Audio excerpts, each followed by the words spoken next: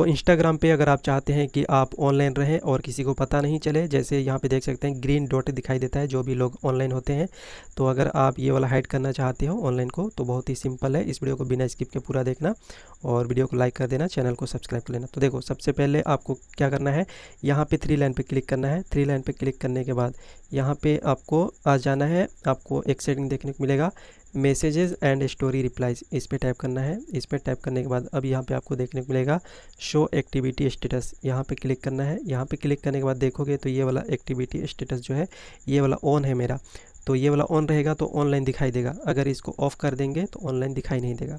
तो ये वाला बस ऑफ़ कर देना है, ये वाला सेटिंग ऑफ़ कर देंगे तो आपको इंस्टाग्राम पे कोई भी ऑनलाइन नहीं देख पाएगा। और एक चीज़ आपको ध्यान देना है कि आप भी किसी को ऑनलाइन नहीं देख पाएंगे जब आप इस सेटिंग को ऑफ़ कर देते हैं। तो अभी देख सकते हैं अभी ग्रीन डॉट दिखाई दे रहा, अभी ये थोड़ी देर बाद जो है ये हट जाएगा। तो आपको भी कोई नहीं देख पाएगा ऑनलाइन और ना ही आप किसी को देख पाएंगे।